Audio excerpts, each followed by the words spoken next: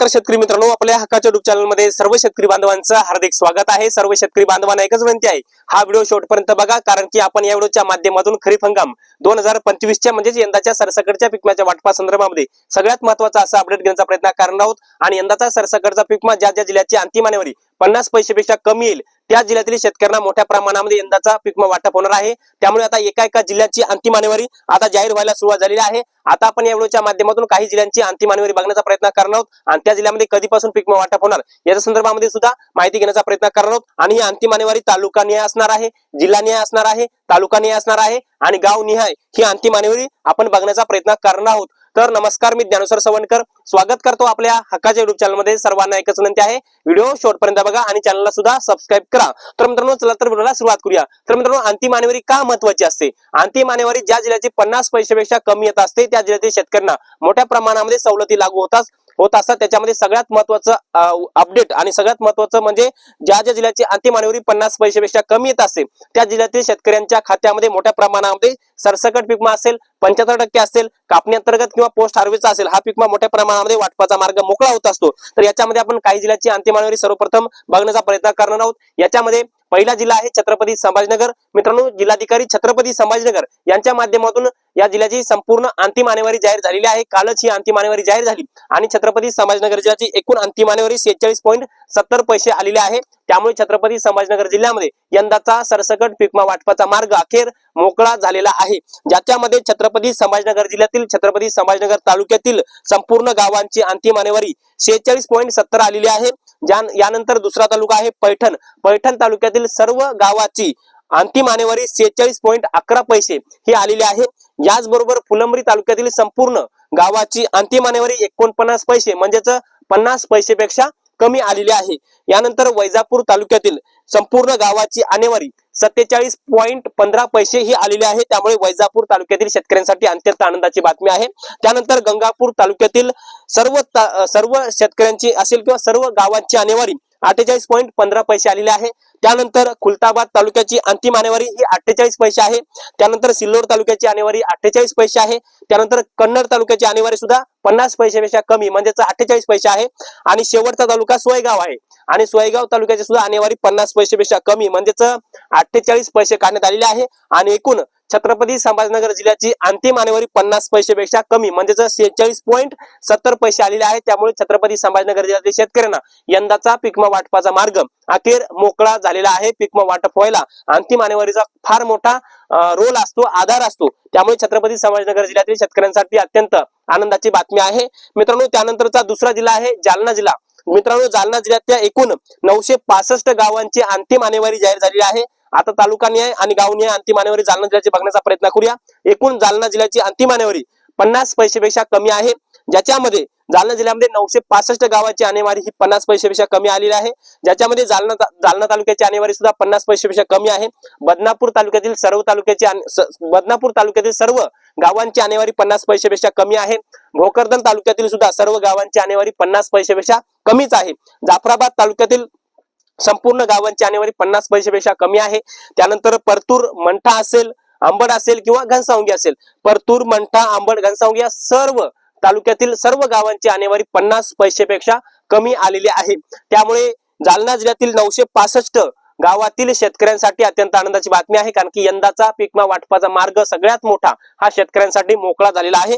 तर या छत्रपती संभाजीनगर असेल, जालना असेल, या दोन्ही जिल्ह्याची अंतिम आणेवारी 50 पैशापेक्षा कमी आलेली आहे। आता एकाएकानं संपूर्ण जिल्ह्याची अंतिम आणेवारी जाहीर होत आहे, परंतु आपण पाहिलं गेलं तर आता बाकीच्या जिल्ह्यांची सुधारित आणेवारी आणि हंगामी आणेवारी जी आहे तर ती जाहीर झालेली आहे। त्याच आधारावर आता अंतिम आणेवारी जाहीर होत आहे। आता येणाऱ्या 2 दिवसामध्ये बीड जिल्हा असेल, अहिल्यानगर जिल्हा असेल, या जिल्ह्याची सुद्धा अंतिम आणेवारी जाहीर होणार आहे। परंतु सुधारित आणि हंगामी आणेवारी नुसारच ही जाहीर होत असते। त्यामुळे बीड असेल, अहिल्यानगर जिल्हा असेल, या दोन्ही जिल्ह्याची आणेवारी सुधारित हंगामी 50 पैशापेक्षा कमीच आहे।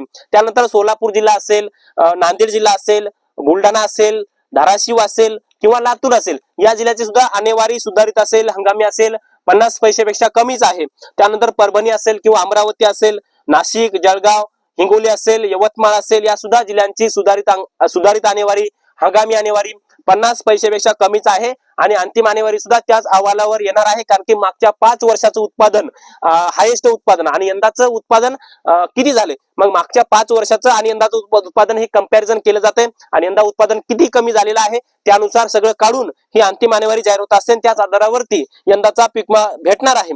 त्यानंतर यवतमाळ, अकोला असेल, वाशिम असेल, वर्धा, सांगली काही जिल्ह्याची आणेवारी 50 पैशापेक्षा वर जाऊ शकते, ज्याच्यामध्ये नागपूर असेल, सांगली असेल, चंद्रपूर, पुणे, नंदुरबार, भंडारा, गडचिरोली, पालघर, धुळे आणेवारी ही म्हणजे जास्त होऊ शकते। त्यानंतर ठाणे, रायगड, गोंदिया, कोल्हापूर, रत्नागिरी, सिंधुदुर्ग, परंतु अंतिम आणेवारी आता या काही दिवसामध्ये संपूर्ण जिल्ह्याची जाहीर होईल।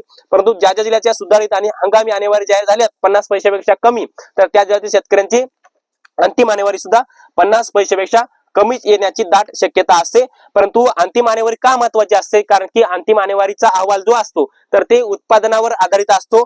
त्या अंतिम आणेवारीमध्ये जवळपास नुकसान किती झाले शेतकऱ्यांचं ते लक्षात येतं आणि अंतिम आणेवारीमुळे नुकसान झालेल्या क्षेत्राचं मोठ्या प्रमाणामध्ये शेतकऱ्यांना पीक विम्याच्या माध्यमातून कव्हर केलं जातं, त्यामुळे ही अंतिम आणेवारी महत्वाची असते। आणि अंतिम आणेवारी कशी काढली जाते की तुमचं मागच्या 5 वर्षाचं उत्पादन किती आहे, मागच्या 5 वर्षातलं सर्वात जास्त उत्पादन तुमचं काढलं जातं आणि त्या सर्वात जास्त उत्पादन मागच्या 5 वर्षातलं जर तुमचं 50,000 झालेलं असेल आणि या वर्षीचं उत्पादन तुमचं 10,000 झालेलं असेल तर मग 40,000 रुपयाचं नुकसान असं जाहीर दाखवलं जातं आणि पीक विमा योजनेच्या माध्यमातून ही 40,000 रुपये शेतकऱ्याला दिले जातात, भरून दिले जातात, त्यामुळे ही अंतिम आणेवारी जाहीर होत असते। आणि अंतिम आणेवारी जर 50 पैशापेक्षा वर आली तर उत्पादन ठीकठाक झालेलं आहे, शेतकऱ्यांना नुकसान भरपाईची गरज नाही किंवा शेतकऱ्यांचं उत्पादन व्यवस्थित झालेलं आहे असं दाखवलं जातं। परंतु अंतिम आणेवारी ज्या जिल्ह्याची 50 पैशापेक्षा कमी येत असते त्या जिल्ह्यातील शेतकऱ्यांचं नुकसान मोठ्या प्रमाणात झालंय आणि पीक विमा योजनेमधून याची भर काढणं महत्वाचं असतं, त्यामुळे अंतिम आणेवारी महत्वाची असते। त्यामुळे शेतकरी बांधवांनी अंतिम आणेवारी ही महत्वाची असते ही समजून घ्यावं। अंतिम आणेवारी 3 प्रकारे असते,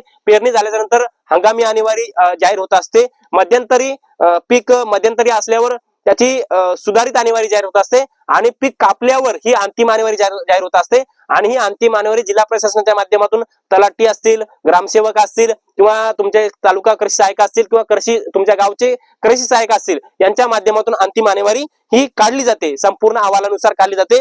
आणि यावर्षी बऱ्याच साऱ्या जिल्ह्यांची आणेवारी जी आहे 50 पैशापेक्षा कमी आलेली आहे। सध्या 2 जिल्ह्याची अंतिम आणेवारी जाहीर झालेली आहे, ज्याच्यामध्ये जालना जिल्ह्यातील 965 गावाची आणेवारी 50 पैशापेक्षा कमी आहे।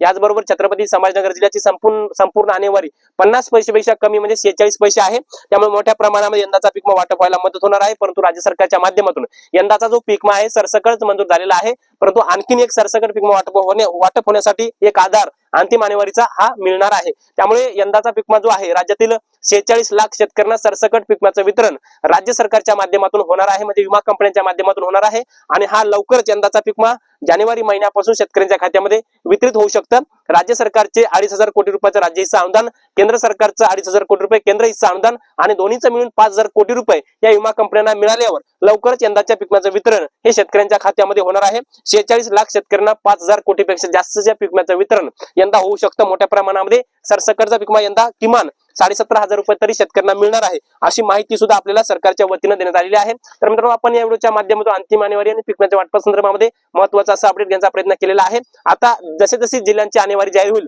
तसं आपण आपल्या चॅनलच्या माध्यमातून अपडेट घेण्याचा प्रयत्न करूया। परंतु या माहितीसह मी या व्हिडिओच्या माध्यमातून तुम्हाला जालना आणि छत्रपती संभाजीनगर जिल्ह्याची अंतिम आणेवारी सांगण्याचा प्रयत्न केलेला आहे। आता पुढील जशी जशी अंतिम आणेवारी जाहीर होईल तसं आपण अपडेट घेण्याचा प्रयत्न करूया। धन्यवाद।